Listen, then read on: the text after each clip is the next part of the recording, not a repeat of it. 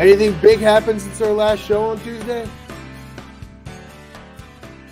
They landed a rover on the moon tonight, so that's big news. That is big. Yeah, that's good. They lost to Wisconsin. A little expected, maybe, but whatever. And by the way, I complained about the referees. You cannot tell me that I was seeing things in that game. Yeah, they were real bad. They were incredibly bad. I legit think they would have won the game if the referees had not interfered. I legit, most of the time I don't say that. I say they're bad and they affect the game and the flow of the game and all that kind of stuff. I literally think Maryland deserved to win, if not for there were many besides the two blatantly bad ones, right? It's tough to watch some of these games, and it's tough to see the same types of players get the same types of fouls at certain schools. Just it's tough for the product of college basketball, and whatever. I mean, again, like you said, the season unfortunately is probably kaput if you're looking in terms of the NCAA tournament. But luckily there are some positive things to be talking about, and that's kind of why we're here. Yeah, the charge call on DHS was one of the worst in history. It was very reminiscent of that Greg Paul, the legendary Greg Paulus one. Yes. Where he just falls in slow motion as the guy glides by in the dunk. Yeah, the guy fell sideways, he was standing perpendicular to DHS. DHS is going this way, and he falls the other way. I'm not going to get my drink out of the shot here. Not going to do that right now. I know that ref single-handedly ruined Larry's perfect scenario of how you make the NCAA tournament. I mean, he really did. Was kind of I think they would have won the game. I'm not joking. I think they would have won the game if the refs had not. It seemingly intentionally forced a Wisconsin win. It's what it felt like. Nobody cares. Let's talk about Derik Queen. But before we go, I got a comment from Gary Simpson. Can't wait to see Larry's little subtitle thing is today. Don't disappoint us, Lawrence. And today, mine just says Freddie Mercury fan. 2 days ago, it said yes, Queen. So I thought that was pretty good. Paul's. I showed up late. I had to stick with the same one. I'm sorry. I used one the other day and nobody noticed it. With not a goober. Yeah, I noticed. At least one person got it. So that's good. Yeah. So Gary, you'll have to tell me. This is probably not as good as some of my others. Oh, he does like it. Okay, cool. The Yaz Queen I thought was pretty good, and the Wizard of Oz I thought was really cool when they hired Azar Abdurrahim. So Wizard of Az. Yeah, that's good stuff. But yeah, hey, so Derik Queen's Terp. That's Derik Queen. If only somebody could have warned you. Yes, somebody could have predicted it. If you had a man on the scene just dishing daily for the such a surprise. 7 years of this recruitment. Just totally out of nowhere. I mean, just committed, and we had no idea it was possible, even really. I mean, I wasn't fully confident at every point in those 7 years, but all along, it just felt like Maryland. Just when you add it, a lot of times it wasn't somebody necessarily saying he's going to Maryland, but just adding up little bits that I was hearing and noticing how confident they seemed to be over there. It felt like it. So, yeah, second highest rated recruit in the modern era, which is the past after Diamond Stone, correct? I think Mike Jones. Mike Jones. No. Yeah, I think Mike Jones was number one, and then Diamond really Diamond was 3, or vice versa. Ben wrote a really good article about it. Jones wasn't 1 because that was LeBron's class, but he was like the number 2 shooting guard and like number 3 or number 4 or something for just one of the. I don't know what. But not overall. I'll tell you 2 or 3. No. Number 2 on Maryland's list. Yeah, I think Diamond is the. Oh, right. Okay. Anyway, someone can check up on the go to 24/7 Sports and and review that for us. We have a guest today who's going to talk about that as well, Adam Finkelstein, who is the director of scouting for 27 Sports, and he is also a college basketball insider for CBS Sports. So I think he corrected you last time. Diamond Stone.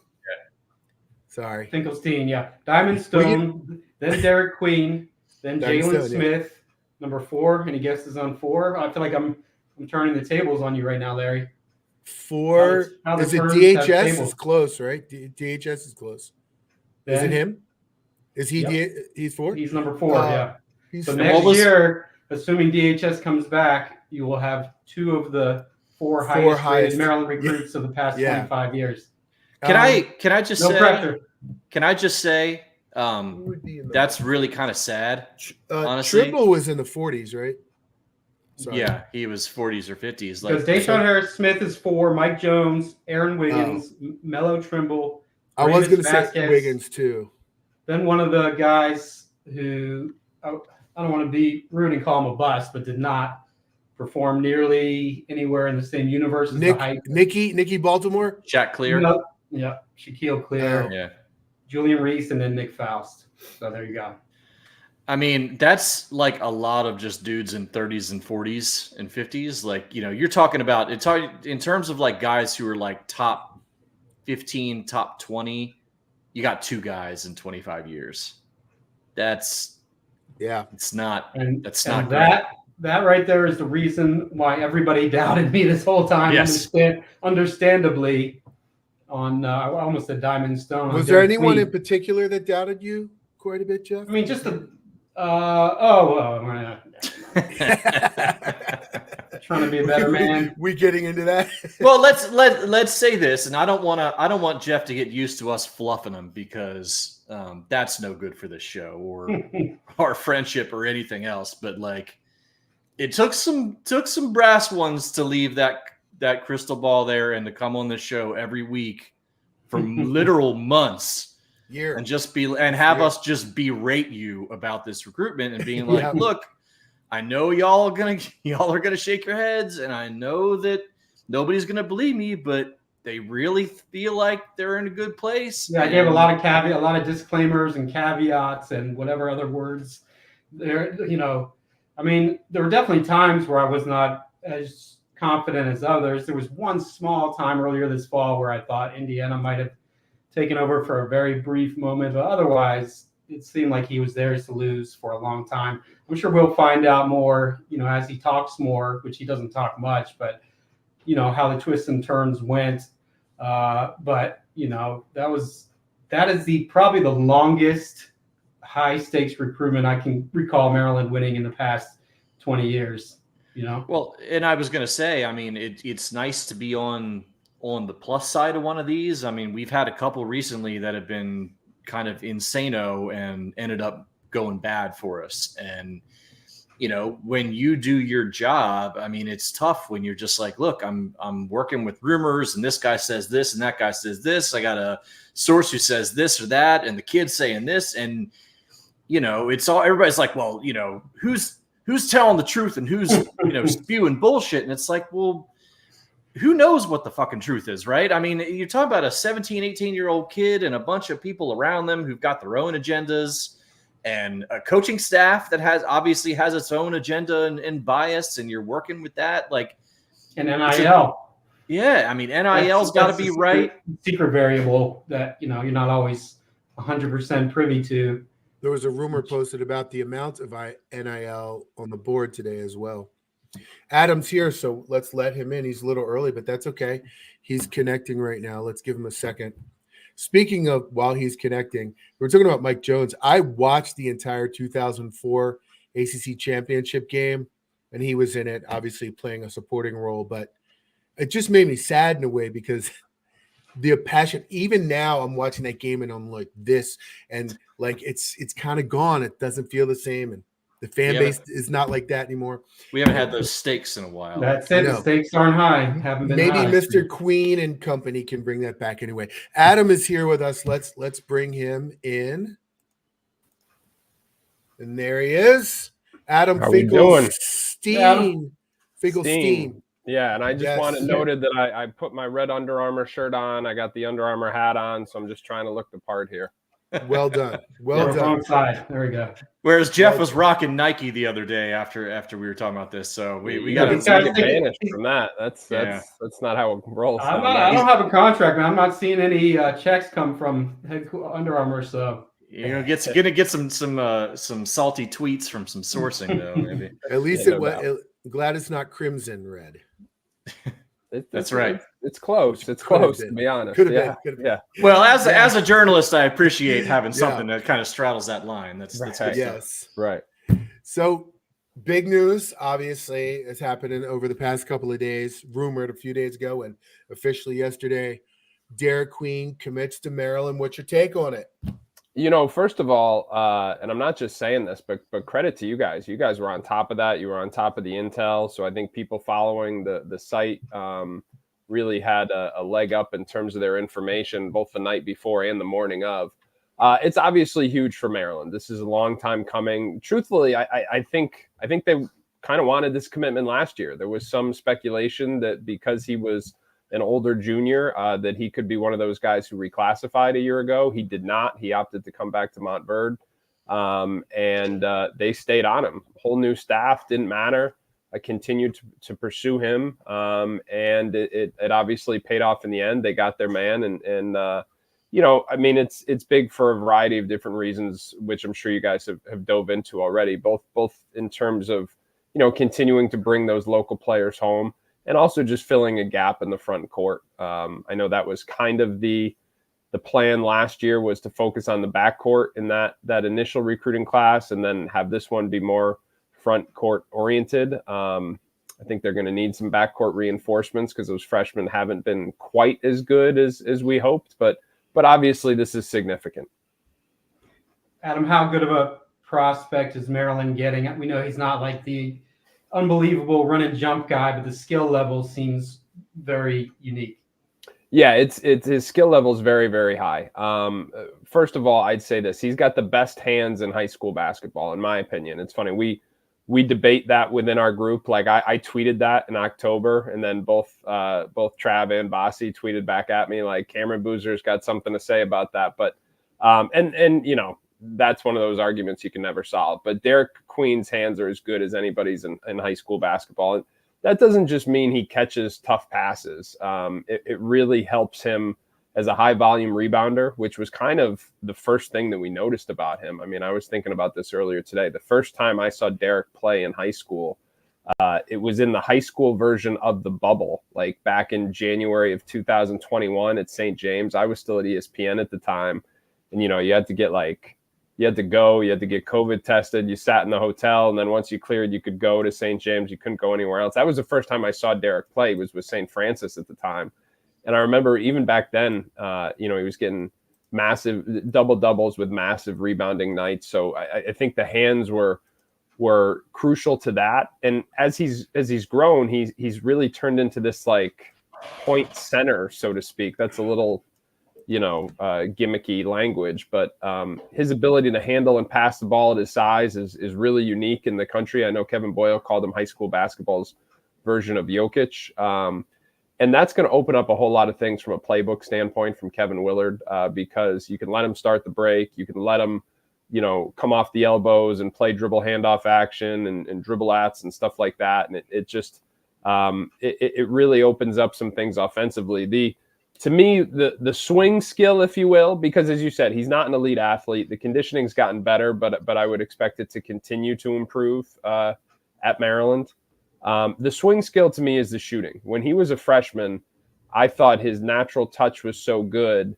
I actually think he was a better shooter at that stage than he is now. There's been some, he almost had he had a really funky release going on this summer that I think he's kind of gotten past a little bit, but his natural touch is so good that if he can ever stretch the floor, it's going to open up a whole lot of things. I mean, you think about a guy who can handle and pass like he can. If he could ever play out of pick and pops and get guys who had to close out to him, it would just open up a ton of playmaking and mismatch opportunities. So that's going to be something to watch. Hey, Adam, so I think when you look at a kid like Queen and his ability And then you start looking at Maryland's roster right now. I think the big question really comes down to his old teammate at St. Francis, Julian Reese. So how do you see those two players being able to play on the same court? Can they complement each other? Are they going to need to kind of be more replacements for each other? Are there ways that Willard, you feel like he can, obviously you don't see a lot of teams playing two bigs like them in 2024, but how do you feel like that can work out? That's the $1 million question. I mean, I kind of wrote about that last night. The ironic thing is Julian Reese used to be a better shooter in high school than he is right now too. I think it kind of happened his freshman year under Terps and that staff. Like I don't know whether somebody tried to tweak his mechanics or whatever, but he was a guy in high school that I thought was going to be able to make spot up threes, and obviously that has not come to fruition. So it's going to be interesting. If neither one of them improves as a three-point shooter, it's obviously going to have implications on the way Maryland is able to space the floor, and on the amount of, gravity is the popular term right now, meaning how much you suck out opposing defenders when you're playing high-low or when you're stepping out to the three-point line. So it's going to be really interesting. But I would point to a team like Florida. I was analyzing that game last night for HQ. And they kind of play a more conventional style, out of necessity more so than I think what Todd Golden would like to do. But they've got two non-shooting bigs who spend a lot of time on the floor together, and they figure out creative ways to have them out there. And I just think that with Queen and Reese on the floor together, you got to figure out how to have them with them on the roster together. You have to figure out how to get them on the court because they're just going to be two of your best players. Adam Finkelstein is the director of scouting at 24/7 Sports, college basketball insider at CBS Sports. They got a good class last year, and they're coming along a little slowly. They get Derik Queen for this year, for this recruiting class, but they're in a position where they need to kind of stockpile some talent. And 2025 as a good local class. How do you see that maybe forming out for Maryland, and what can they do to follow it up, and what do they need to do maybe? I think it begins in the portal. The amount of college coaches who are talking to me right now about juniors in high school, I mean, I haven't gotten a call, to be honest. Everybody's talking about the portal because you've got to be in constant win now mode. Certainly, I expect they'll go out in what is now the May recruiting period, which I think is much more convenient for college coaches. But it really sets them up to be active in the portal. I think that, we kind of talked about some of those freshmen who have not yet produced to the level that maybe initially they were expected to or hoped to. There was some speculation early on that Deshaun Harris-Smith could kind of be a lead guard. I don't know if I buy into that at this point. They clearly need more perimeter shooting. They lose Young and Scott, and although neither one of those guys are drillers, they are the top two in the team in both three-pointers made and attempted. And so, when you talk about pairing Reese and Queen together in the front court potentially, there better be shooting on the perimeter. And based on who they project to have return right now, there's really not. So I think that they're going to be very active in the portal. And it's not just in the portal, too. When the coaching carousel spins and some of these guys who are committed become uncommitted, like, for example, Junie Mobley's committed to Ohio State. Junie Mobley's one of the best shooters in the national high school class. He hasn't formally announced a decommitment yet, but for all intents and purposes, I think he's being treated by schools as if he's available again.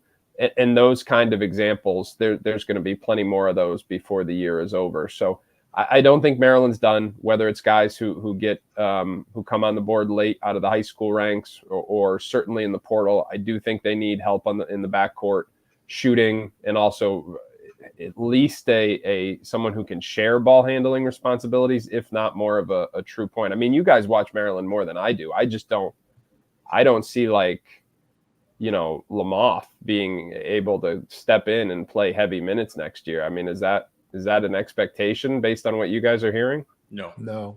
Yeah. I mean, hopefully, but you hope they take the sophomore leap, right? But pleasantly surprised, I would say, if that happens. They won't be banking on that going into the offseason anyways. What do you think? Obviously, Willard's whole identity is defense. You're not going to play a lot if you don't play great defense. What about Derik Queen defensively? So it'll be interesting. I think that he's one of those guys that on the eye test, you look at someone who doesn't have extreme athleticism or length and is usually, like with his foot speed, he's usually better at the 5. He's usually better in drop coverage. So then you're saying, okay, he kind of lacks versatility. But you look at his metrics, and they're really high, both in terms of steals and blocks. Now, I'm a little sensitive to this because it's probably the thing I didn't weigh enough with Reed Shepherd last year.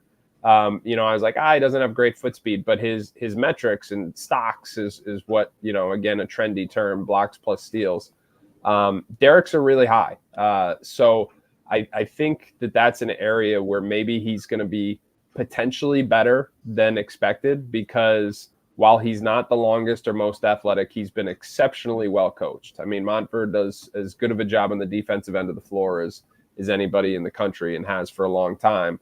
And he's just got an IQ about where to be on the floor. Do I expect to see him switching a whole lot of ball screens? Probably not. But I do think that he could be better than that initial eye test may suggest, because of his preparation and because of some of those statistical indicators. Adam, obviously they're going to need some real help in the portal next year, just to even get back to an NCAA tournament status.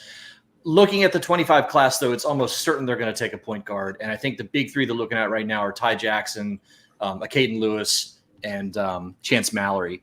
What do you think of those three players? And in terms of what Maryland's needs look like at the moment, who do you think they should probably be targeting, who fits the best at their needs and is attainable, really? So here's how I'd categorize those guys. I'd call Mallory more of a pure point guard, although he can certainly score the ball. I'd call Lewis more of a combo guard, meaning he can play on or off the ball. And I'd call Jackson more of a lead guard, in that he has the ball in his hands, but he plays, he wants to score. So I think for pragmatically, you take any of those three guys. If anybody wants to commit, you're not saying no to any of them. I think there's honestly potential that you could play two of them together. I think, Chance Mallory and Tyler Jackson are both kind of team thrill products. They played with Derik Queen. Mallory's only about 5'8", but I tell you what, that kid is a warrior. He's a winner, and he shoots the heck out of the ball. So a lot of it has to do now. If you defensively, if you like to switch 1 through 5, you're gonna have a hard time with Chance Mallory, because he's really not going to be able to switch. So a lot of it's predicated on what Willard wants to do on the defensive end of the floor. But for example, like Jay Wright's Villanova teams from 5 years ago, they were very specific about recruiting big guards, because they were fully committed to recruiting 1 through 5. And if they were going to deviate from that, it had to be for a guy like Jalen Brunson. So that's a question, how he impacts things in the defensive end of the floor. Caden Lewis, I think, like I said, you take him and you can play him on or off the ball. And so, he's really skilled. He's really talented with the balls in his hands. He's skilled. He can shoot it. He can handle it. He can create. There's a level of efficiency in his game that he's got to add.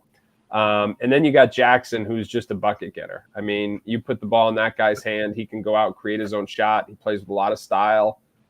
He can put up huge numbers. But again, with him, it's going to be about like acclimating to a system and learning how to create his own offense within the flow of the offensive system, and doing so in a way that's not going to take away from everybody else on the team. I think that's going to be a little bit of an adjustment, because he's bounced around some, both high school now. He just transferred to OTE for this season. Kind of bounced around with Thrill and Mello last year on the grassroots circuits. So again, he's someone, it's like, all right, you got to stay in one place long enough to hold yourself accountable to making everybody around you better. I will say this though, Tyler Jackson and Chance Mallory, when they played together for Thrill, that was not a natural cohesiveness. So I don't know that you could pair those. I mean, theoretically you could, but I don't know that it's likely that those two would choose to go to college together. Adam, there seems to be there always has been a hierarchy in college basketball recruiting in terms of the programs, which level they sit.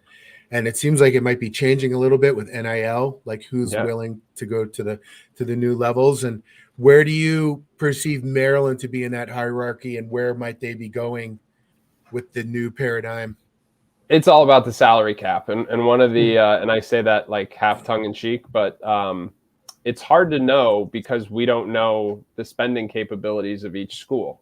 And that's really the biggest domino these days. I heard Rick Pitino today talking very openly about, how you're coaching professional athletes. And some of the coaches behind the scenes are talking about like finding value at smaller price points. If you have a lesser budget, can you find a starting center who's willing who can be just as effective for half the price as somebody else's? So it really, I hate to put it like this, but it really does come down to the salary cap and how much money you have at your disposal, and what those resources will allow you to pursue, because that is, short of, there may be some cases where traditional blue bloods can get players over other schools that can bid higher numbers, and obviously none of these NIL promises are in stone. They're not written contracts, and that's, someone's going to write that book 10 years from now about some of these quote unquote injuries that happen in the middle of the season that just happen to be aligned with promise payments that don't come through. But the salary cap is just a big part of it. Adam, what do you think? I don't know how much you saw of Maryland this year, but what did you think was the biggest cause and the difference between what we saw of DHS in high school and when he struggled, a little more than people would have expected? So I will concede that we had more. Someone asked me this question recently about our 2024 rankings, and they said, which player did you disagree with the most? And it was a couple of big guys. It was like Thomas Sorber, who's going to Georgetown, and a couple of the bigs at OTE. Had someone asked me that a year ago, I probably would have said Harris Smith. We had a lot of internal disagreements about that. At the end of the day, we somewhat split the gap on it, and I won't get into like who thought what, but I will just say that some of the skepticism surrounded, the belief that, first of all, his right hand, I thought that was obviously lacking in high school. He was very left-handed dominant. And he was a player who, from a shooting perspective, there were some holes there. I didn't really ever buy into the big, point guard narrative just because he was so left-hand dominant. And I thought when you got out of the EYBL, where you're playing 2 games in a day, and into a college setting where your opponent's got 3 days to prepare for you, the scouting report was going to be problematic there. And I think those are still some of the issues. To his credit, he's ultra competitive. He's a real worker, but some of the limitations from a skills standpoint aren't totally unexpected. And that's gotta be a continued point of emphasis. I should also say, you guys mentioned before Willard is known for his defense. To me, he's also known for his player development, as is kind of anybody who comes from that Pitino family. But the amount of time that many of those Pitino proteges spend on skill development on a daily basis, to me, that's encouraging that players can make gains in their games. But when they don't make gains, you have to look at it and say, well, we know he's getting the reps. So it almost becomes that much more concerning, because you can't say like, okay, they're not working on it. And there are plenty of places in the country where you can say they're not getting enough daily reps from skill development during the course of the season. I don't think Maryland is one of those places. So it's a little bit of a double-edged coin, two-sided coin, I should say, because you look back on it and you say, wait a minute, given all this attention to individual development, if he's not improving, not he specifically, but any player in the system, if their skill set is not improving, what can we take from that? And so, Adam, I'm curious about Derik Queen in terms of his pro potential, because when I look at him, he's got such a great skill set, but he does have some physical limitations. that might keep him in college a little bit longer. In a way, he looks almost like the perfect 3-year college guy to me, which could be a boon for Maryland, if not for him necessarily. But what are your thoughts on that? I have there's what's that site where they do like, you know, when you say something stupid, they blast it out like a year later or something. I've been freezing cold takes. Yeah, something like that. You know, like I've been caught on that too many times recently to correlate athleticism with NBA upside. I mean, just look at this. Like Reed Shepherd's probably going to be a lottery pick. Like that's crazy. You know, or at least we would have called that crazy a year ago. Yeah. And if you look at the way the game is trending, there's more smaller guards in the NBA than ever before. There's more skilled players at every position than ever before. And obviously, listen, like the NBA, especially with their bigs, they want versatility. They want big men who can guard the pick and roll in multiple ways, protect the rim, and then be both a lob threat and a floor spacer. You know, Derik is not any of those things. So on the surface, your point sounds like a good one. But what we've seen is there's more exceptions to the rules than ever before in recent years, especially for highly skilled players. And what I'll say is this: is if Derik starts shooting threes, and his conditioning continues to improve, and maybe that has an impact on his foot speed, you know, I wouldn't rule out anything. I mean, like I said, I've been made to look foolish when I've ruled out things in the past. So I think if you look at the way the NBA game is trending and say like, all right, I would rather frame it like this: like, what would Derik need to do to get to the NBA sooner than, you know, a 3-year plan? And I think it's develop as a shooter, get into great shape, and be more versatile than advertised defensively. And you could also imagine those are exactly the things that Kevin Willard's going to want him to do, playing the 4 with Julian Reese at the 5. Yeah. Yep. Absolutely. Adam, we end every interview with fill in the blank. I think you were here one other time, and you might remember that. I'm going to give you 5 rapid-fire questions. Say the first thing that comes to your mind. Number 1, the best player you ever saw in high school was? Kevin Durant. The best player in Maryland basketball history is? Oh, Lonnie Baxter. That's the best one. I was a manager on that UConn team that they beat in the Elite Eight. That was painful. Okay. I thought Karan Butler was the best. Answer, yeah, cool. Karan was so good in that game. Yeah, we were Final Four bound until we ran into you guys. So Gary has said that was his toughest game of that tournament. Yes. Yeah.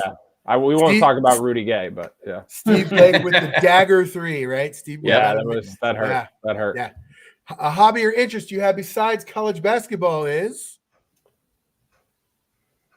I really need more of them. You know what? I was gonna say I scrolled through your Twitter. Me and you both. Where is anything but basketball? He was gonna give us the DJ Durkin answer and then just like no. I would say I'm more of a I'm more into like the I don't really post about this, but I'm more into like the some of the self-help physical fitness stuff. Like I try and work out. Like I'm you know, I'm kind of neurotic about cold showers and stuff like that. So that some of that kind of stuff, I would say. If you played Jeff Erman in 101 to 11, you would beat him by I don't know. Maybe we'd have to go to free throws, you know. Okay. Yeah. All right. How tall are you, Adam? 6'2". You're in trouble, Jeff. I've been 6'2". I play bigger than my size. 7th grade though, so they thought I had more potential than this. Yeah, bigger doesn't count width-wise, Jeff. Yeah. Okay. Well, yeah. That would have counted for me. All right, last one. The next player to commit to Maryland will be? Oh, I don't even know. I'm not gonna. Yeah, I transfer. He had to try. Yeah, I always try to get somebody. Transfer is the correct answer. Yeah, it's funny that is not like Travis is way better at that than I am. Like, yeah, that is not my area of expertise necessarily. All right, Adam, thank you very much for joining us. Your insight is always really good and very welcomed here. So we appreciate it. Yeah, thanks for having me. Yeah. Thanks, Adam. All right, guys, take care. See ya. That was Adam Finkelstein. I want you to know I've beaten my brother-in-law in one-on-one one time, and he's like 6'7". True story. So but he might like not play basketball. He might just be like a computer nerd or something. He's got some skills. He's like a country boy though. Like he literally playing me in boots. So maybe that's why I won. But anyways, so not getting much bounce from those Tims, right? Yeah. This is a mailbag show. We're going to be answering questions. I got all the questions from the thread. If you've posted since the show started, I haven't seen it. Everybody watching live, and there are a lot of you right now, triple digits. Go ahead, post some questions in there. We'll try to get to them at the end of the questions from the thread. Well, I'm going to give you guys a minute to do that. And while I do, I'm going to proceed to Paul's favorite portion of the show. This is our boy Wheels with the non-revs report. Oh, hey, everyone. This is Wheels with your Inside Maryland Sports Non-Revenue Sports Report. We're going to start on the lacrosse field. Huge week last week for both men's and women's teams. The now 5th-ranked women's team went up to Syracuse and defeated the Orange in overtime. They followed that up with an easy win over Drexel midweek this week. No rest for them, though. They welcome a really good Florida team to College Park on Saturday. 4th-ranked men's team also went on the road up to Syracuse and knocked off the then 5th-ranked Syracuse Orange in overtime. George Stamos, freshman defensive midfielder, got the unexpected game winner in overtime. Just like the women, the men don't have much time to rest on their laurels. They welcome 11th-ranked Princeton on Saturday. Should be a great game. Baseball won its opening series at Georgia Southern, going 2 wins and a loss across the 3-game set. They followed that up with a blowout over local Mount St. Mary's. They head to Corpus Christi, Texas for a tournament this weekend. Excellent. Softball finds themselves in the midst of a 4-game losing streak. They're headed down to Florida to play in the Stetson Invitational, hoping they were getting better back into the win column. They never played well down in Stetson. Are in full either. swing, pun intended. The men head to Puerto Rico this weekend for a tournament. The women are heading to Houston for a tournament. Wrestling finished out their slog of a Big Ten schedule. They've lost their last Big Ten regular season match against Rutgers. They do have one final tune-up, a home meet against Drexel before they start the Big Ten championships that second week of March. Finally, gymnastics heads up to State College this weekend for a 5-way meet that features Penn State, Michigan, Iowa, and Illinois. Should be great to see all 5 of those Big Ten teams in action. And that is a wrap on your non-revenue sports report at IMS. Take care, everyone.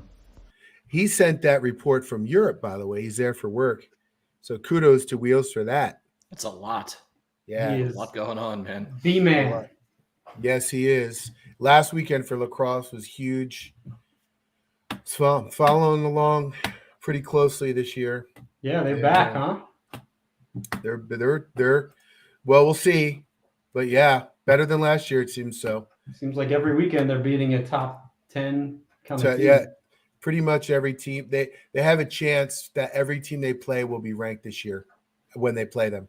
That's amazing. That's wild, man. Yeah. But you know, Tillman's legit, dude. He's gonna bring it. Yeah. All right. So now we're going to proceed to the mailbag portion of the show. I got every question in the thread. I did not include the when will Derik Queen commit, because remember, this was posted a week ago. And then what are you going to do, man? You're going to run out of questions for me now. No, we got plenty of it. No, but Jeff can just sign off. Yeah. Oh, there'll be more, Jeff. There'll be more. There's plenty.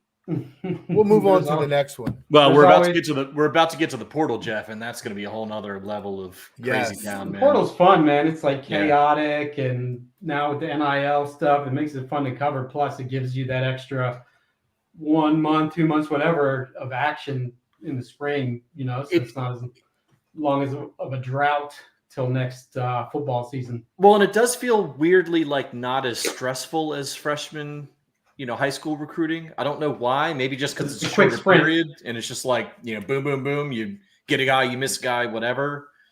And hopefully we're tampering like hell right now. At least that's what I'd be doing. I mean, if everybody's tampering, hence nobody is tampering. Yeah, exactly. Yeah, if you ain't cheating, you ain't trying kind of thing. Yeah. But let's not like anything else going on. So go out there and build your roster for 25, man. Let's do it. Yeah. What are you gonna do? Like seed your yard? Might as well go get some transfers. Yes, of course, everyone, just like pre-NIL recruiting, everyone was trying to pay, right? And keeping it under, like, please, come on. Everyone knows. No money was going to players before NIL, obviously. Yeah. All right. So like I said, I took every question. Some of them are slightly off topic, but every question in the thread, I took them and I combined some things that were very similar. Here we go. First one comes from Bodie Maroney. What's the real story in Benny Williams' Q's departure and the likelihood that the Terps have interest? He was, 3 years ago, a top 50 from like Baltimore, I think, right? Yeah. So what's...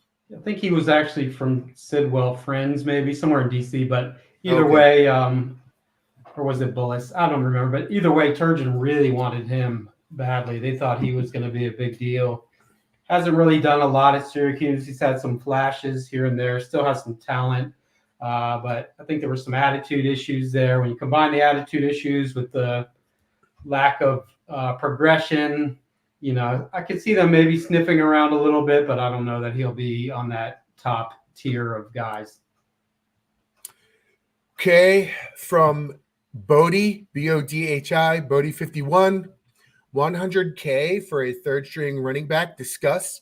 And Paul, you kind of commented on the thread, so go ahead. I mean, I think my comment was just like laughing my ass off. Like really? Really? I mean, really? Like, especially with Maryland's running back room being one of the few places they're pretty satisfied with their depth. And I can't, it's just hard to fathom walking into Mike Loxley's office and making that statement. But, hey. If you can get it, good for you. That's the he didn't get it. Yeah, he did not get it. I'm guessing that they did not get it, but do what you got to do, man. I don't know. I'm not. Again, I'm fully fine with these kids marketing themselves and trying to find what their worth is on the open market, if that's what you want to do. But I imagine Mike was like, "Yeah, all right, doors over there, buddy." And you went to Temple, right? So, are there any rumors about what he may have gotten from Temple? Probably Temple? Not much. I know some people on the staff there. I think they basically don't have an NIL. And if they, whatever they do have is going to the Stars. So Temple's like the poorest football program in the country. I mean, their NIL program is like my NIL program for my kids. I mean, it's just not. No. It's like McDonald's boardwalk pieces. Yeah. They give out a few a month. Right. Yeah, maybe some lottery tickets or something. Or Monopoly pieces, I should say. Okay, from Denton 8, when we land DQ, remember this is because the thread's been up for over a week. Where will Larry do his next keg stand? I will do it at the next tailgate. I'm going to be going to some lacrosse games this year, and they tailgate there, so maybe there. I don't know. You tell me. I'll do First of all, I don't want to out who Denton 8 is, but but you will be held to that, Larry, is all I'm going to say. I'm good. I did it last time. So are we going to post a video of you doing that keg stand, or is that? I don't want that posted. Let's say that and keep that in the. That vault. is. Yeah. What happens at the tailgate stays at the tailgate. Exactly. I respect that. I'm very open about a lot of things. But that one I just don't want. I don't blame you. I didn't do a keg stand for that same reason. So yeah, I mean, I feel like I did well, but no, you did. You did incredibly well. I mean, it was worthy of sharing to the people if you were interested in doing that. And there would be no mocking you. It was well done. This is only for the people who show up. They get special perks. This is one of them. You get to see me do a keg stand. Yep. Okay. Subscribe to IMS. It's a new I will do it. I don't know. At a lacrosse tailgate, maybe next year, fall tailgate. I don't know. I'll do it, though. Okay.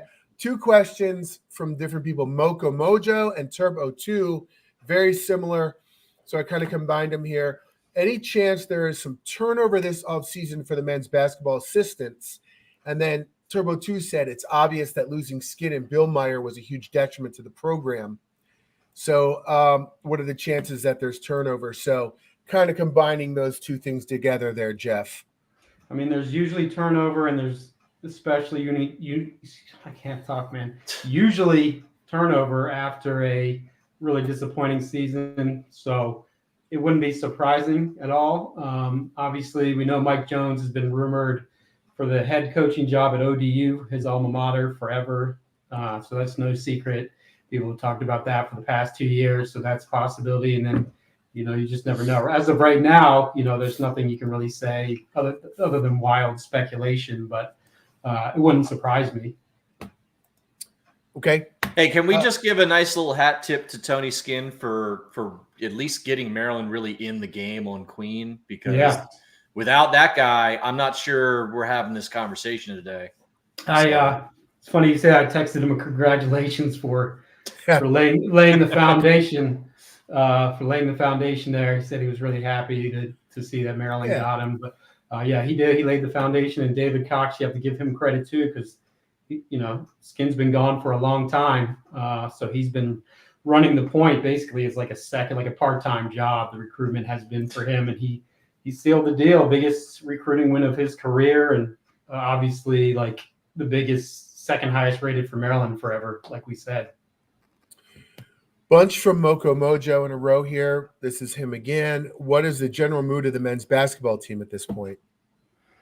Seems like they're still fighting. They haven't given up. Yeah, I mean, I was talking to somebody earlier, and you don't really see teams that are having this kind of disappointing season keep playing as hard as they do. It's really, every time I say it or tweet it, I know I said this to you guys. I'm sure people think I'm just trying to blow sunshine, but it's really true. Like, teams usually at this stage, when things just haven't worked out, you don't quite see as much scrappiness from them. So, I think they're playing really hard. The mindset obviously isn't great. They know that this season's pretty much been, it's pretty much done for the most part, barring the biggest of miracles. So, obviously by this point, you're going to have some baggage and things like that. And it'll be interesting to see how fast guys make decisions after the season.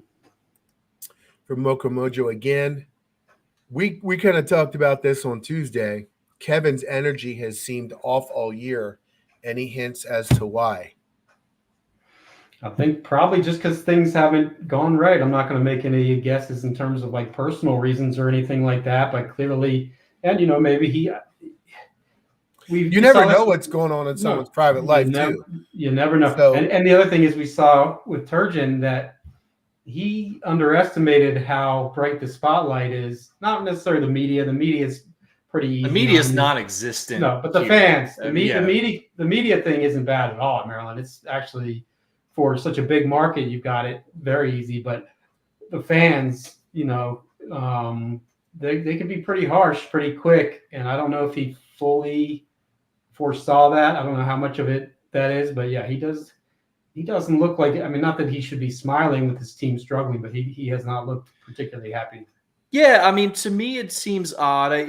You could imagine that he really thought this roster would come together in a way that it just didn't, and that can be hurtful. And then, obviously, like you come in, you have a big year last year. Everybody was on the train, right? And expected this year would be a step up with the guys that they were able to retain, and then, bringing in these two freshmen that he clearly, pretty much everybody thought would be good. And it just hasn't happened. Like that sucks. And there's nobody else who's responsible for it than him. So, that plus losing two assistant coaches, one that had been with him pretty much his entire career. Like, you can imagine this just being a rough patch for the dude. So, I guess the bright point to that is just hoping that if he feels like he can take this year and this is like the aberration, he tried it this way, it didn't work. I figured out some things. I'm going to build this roster differently next time around. You could imagine maybe you start to get a little bit of that fire back. But if you see there's just some, he just looks really uptight and at times really defeated. And that if you see more of that next year and things aren't going great, you start to wonder a little bit where this is gonna end up. I don't think that's too armchair psychologist, but just human nature. Yeah.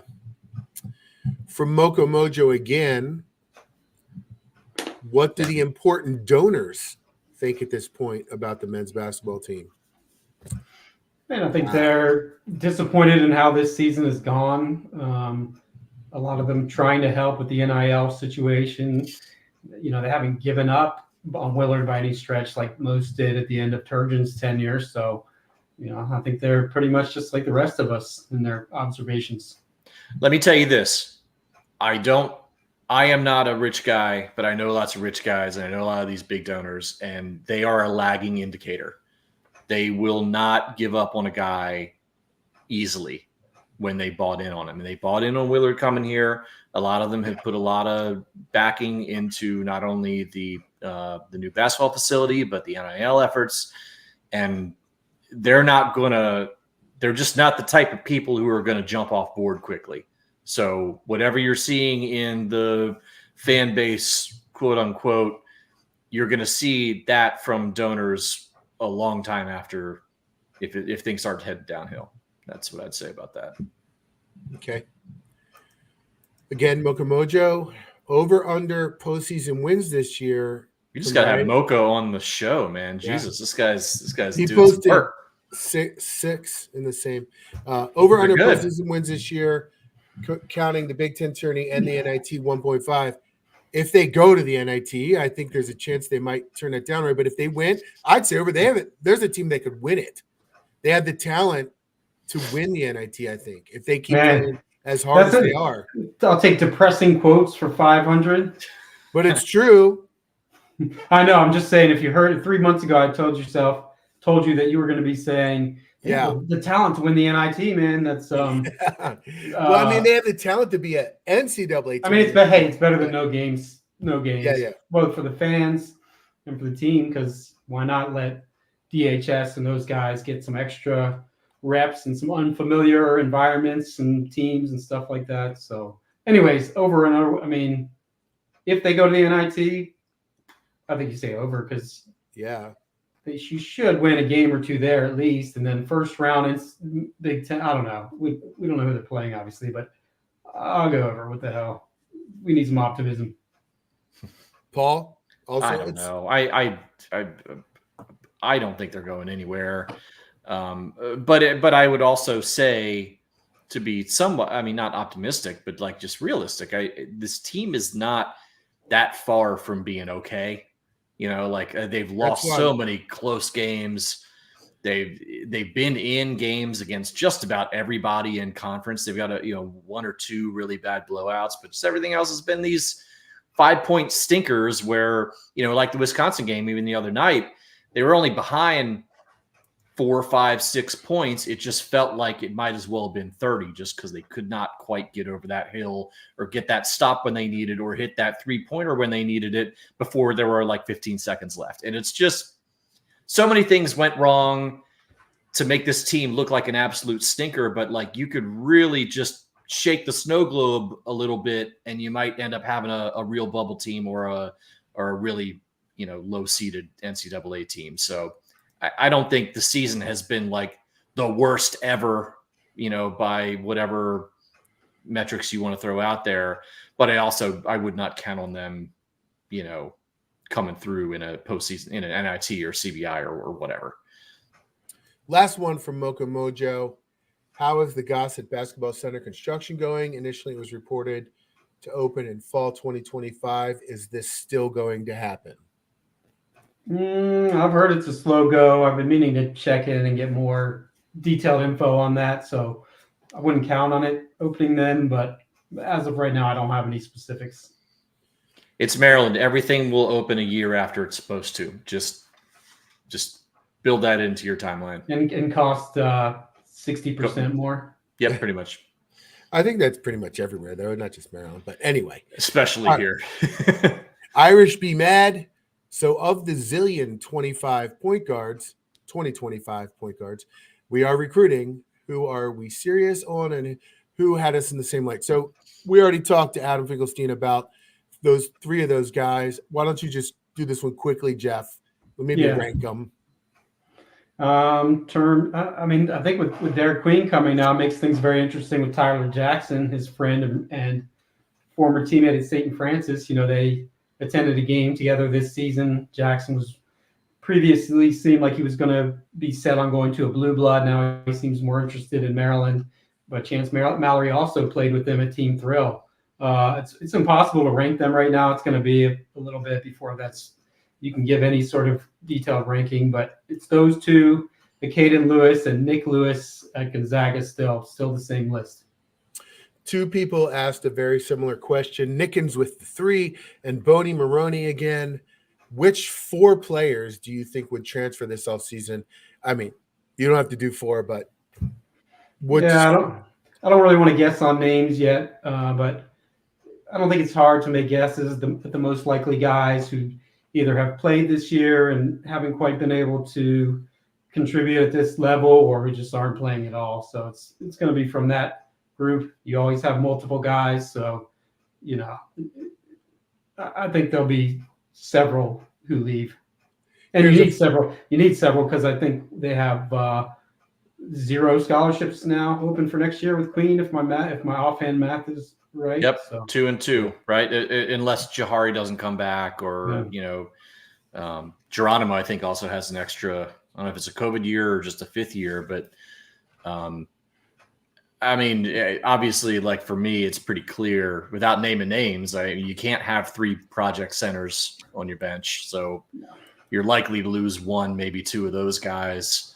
And then, a couple guys who are sophomores and juniors who aren't getting a lot of run. You're going to have that conversation that maybe it's better for your career to move on, not just kicking guys off the bench. Yeah, you got to open up at least 3 scholarships minimum. Yeah, you need a big talent infusion here. Nickens with the 3 again. This is kind of a fun one. If Turgeon was coaching this exact roster, would he have less or more wins?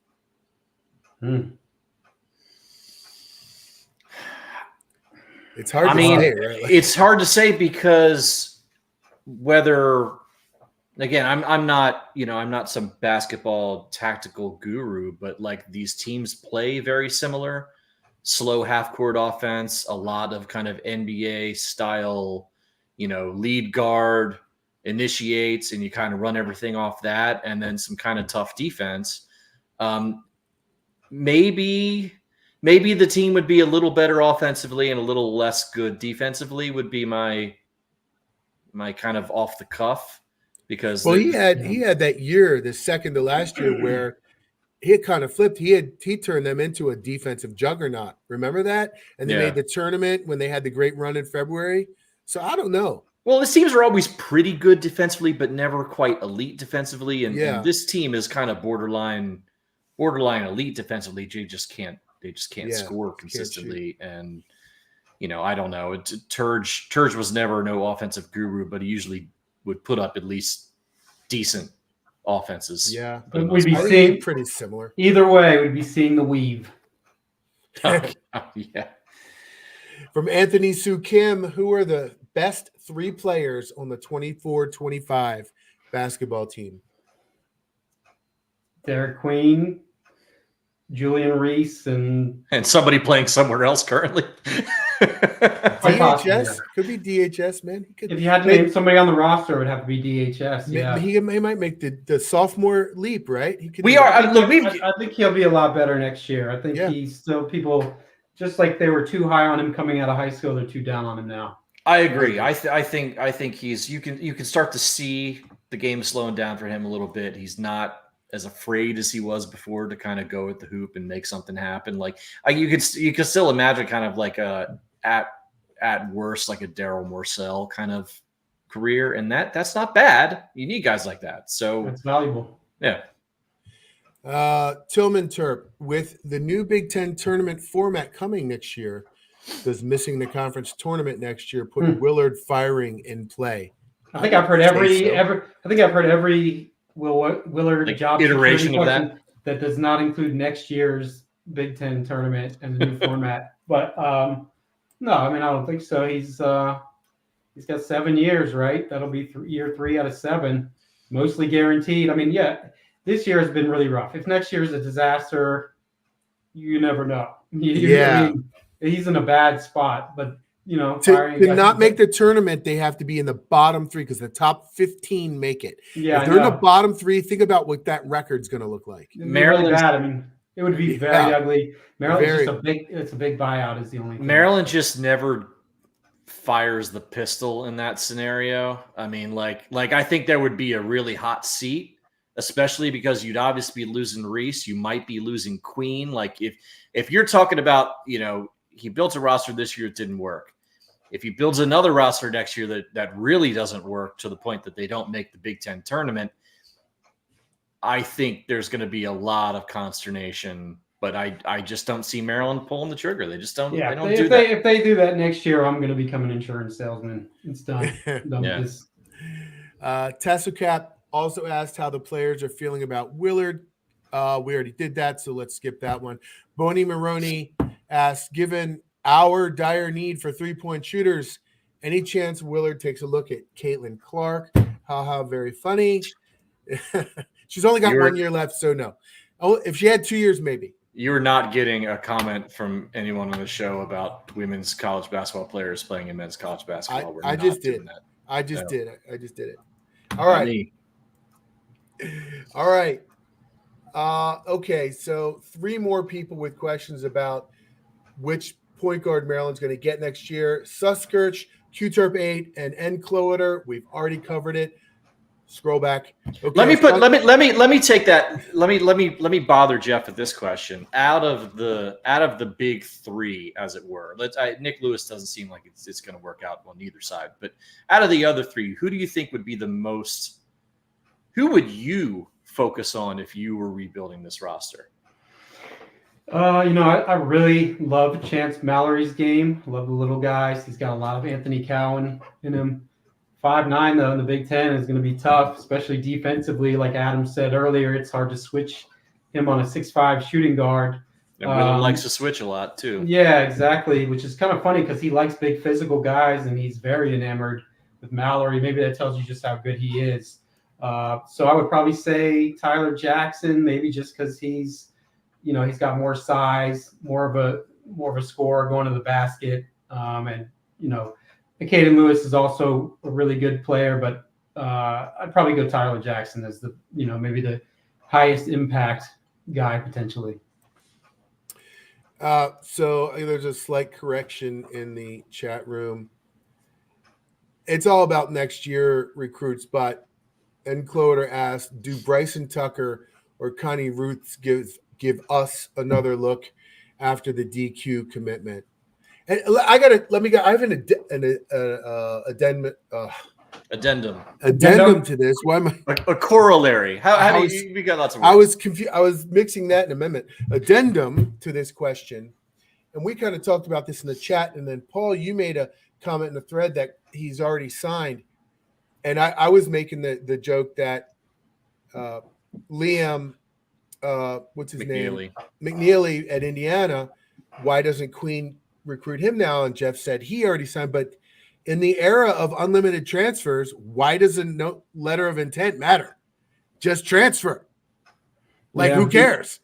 Who cares if he signed? You have unlimited transfers. Just do it. Yeah, I mean, you still have to sit out a year. Why? Why? It's And I think a letter of intent you have to play for that team for that season. Yeah. I think it's like a 1-year binding contract. Unless they let you out of it, which Kenai Ruth's, Juwan Howard's seat is on fire. So that would be an interesting one. He never really seemed to want to come home, but maybe seeing with Queen there, that would be Bryson Tucker. I don't think they ever have really gained a lot of traction with, so I'd be surprised. But yeah, I mean, you would take him. He's a potential first-round draft pick, local kid. So I wouldn't be surprised if they've continued to kick the tires, but it's unlikely. Mr. Popo in the chat says, according to 24/7, Roots is unsigned, by the way. I know he's committed to Michigan. Maybe he didn't sign early. I kind of stopped paying attention with Maryland. I just don't. I don't think you signed a letter of intent. Okay, well, you're just going to transfer. Well, I mean, I would be shocked if they're not at least sending out a text or two to some of these guys and be like, "Hey, you sure?"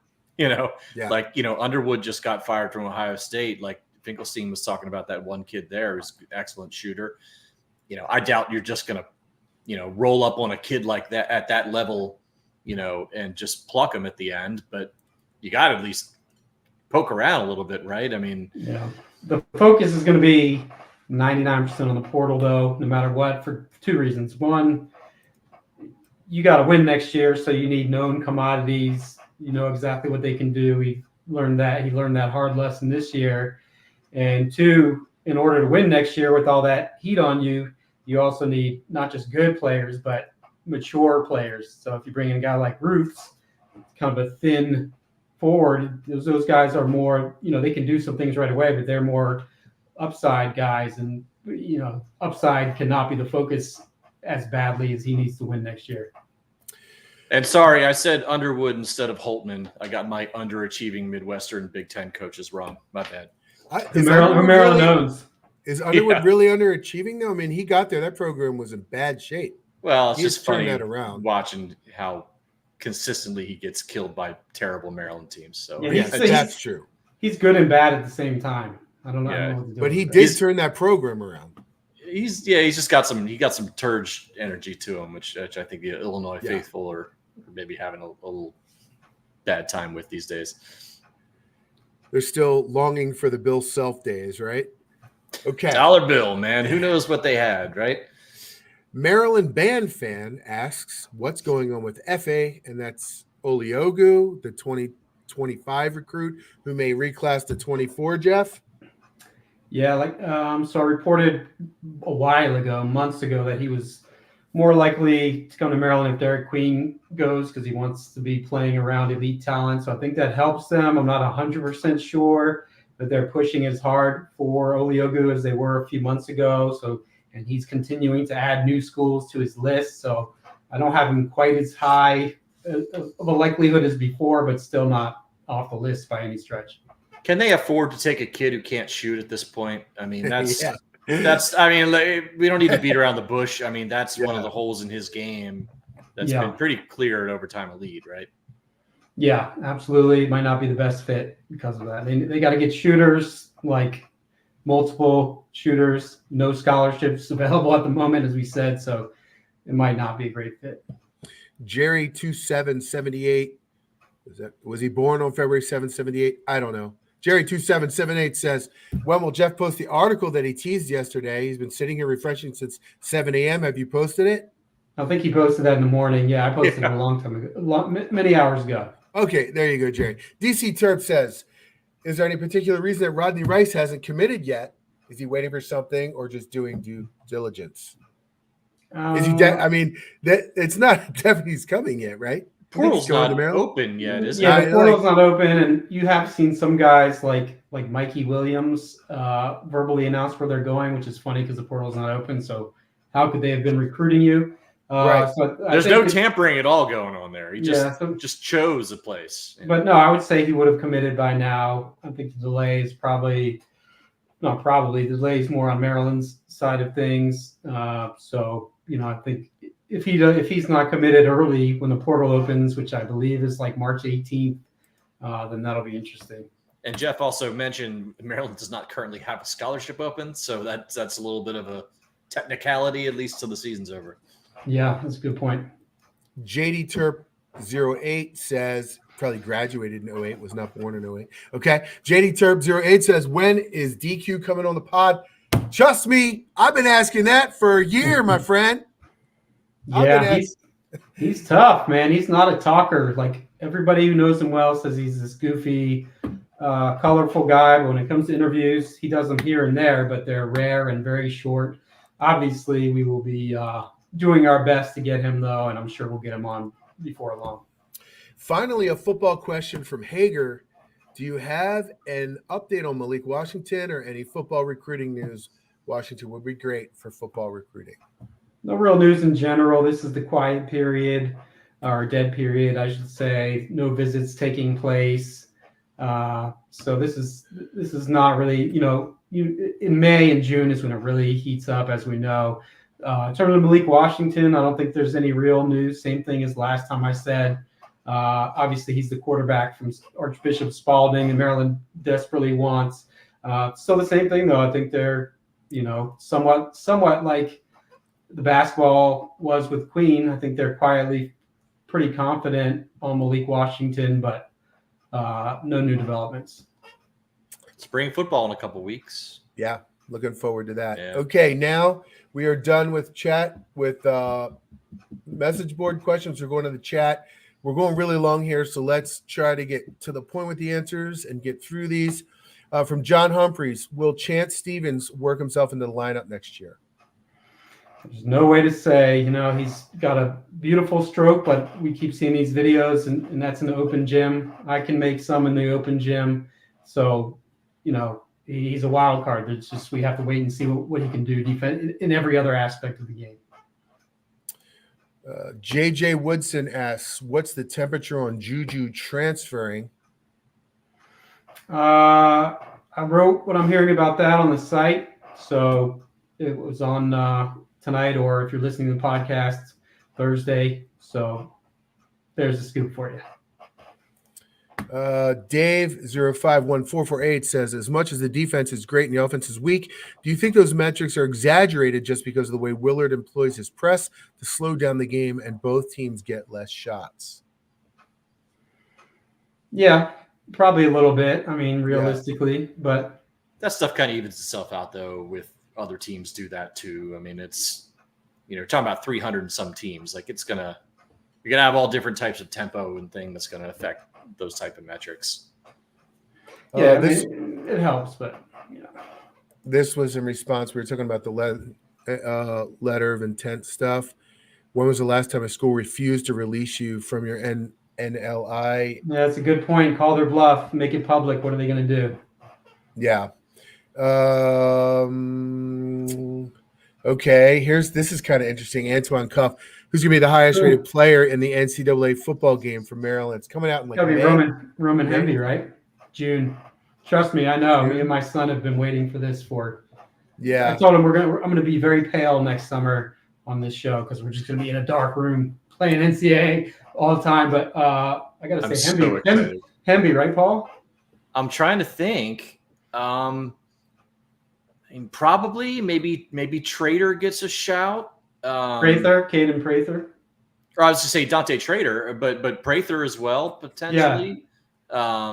Some defensive guys could be high, right? They don't have like a star. They got a lot of good guys. The overall talent level has gone up, which is huge, but there's not that Talia kind of star. Yeah, there's certainly nobody that's not us would recognize. Hippolyte we know that's who I was going to say, but nobody's recognizing him as like a preseason all Big Ten kind of guy. I don't think we really have any of those guys that are at least the obvious ones coming back at this point. Yeah, I will say if they know what they're doing, they'll have. Oh my God, why am I blanking? The St. Francis transfer, the linebacker came in last year. The D2 kid. Donnell Brown. Thank you. Donnell Brown. If they know what they're doing, they'll have him really high because I think he'll be a star next year. He'll be one of those great edge rushers who's got like a high speed, a high acceleration number that even though he's like a 72 and you just use him and get like 30 sacks during the season. Oh, I'm so excited for this goddamn game, dude. I don't know if I could do podcasts once that game comes out. Like we might need to take like a break. The podcast will be us watching us play the game. Yeah, I mean, I'm probably gonna get divorced. Like it's gonna be bad. How does a player get rated so high when they can't shoot? I think Adam actually kind of covered that with DHS specifically, talking about how he was able to kind of bully people in high school, but now that in college people have time to prep for him, they're forcing him off of his dominant hand and that kind of stuff. Is there anything else to add to that? Or I think that's pretty accurate. It's also just hard to project forward. A guy like Kaiser's got a beautiful stroke. You don't know if it's going to translate. Guy like Lamoth hits 14 threes in that one game for St. Francis, and certainly doesn't look like a natural shooter to me. So yeah. Here we go. This is kind of a good one. From Dave 051448, do we have enough NIL after recent Queen to get good portal guards? Yeah, I think so. I mean,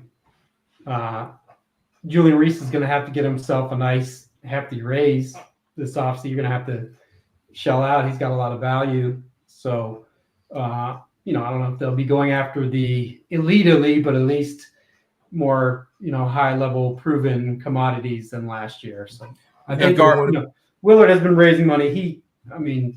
He's not an idiot.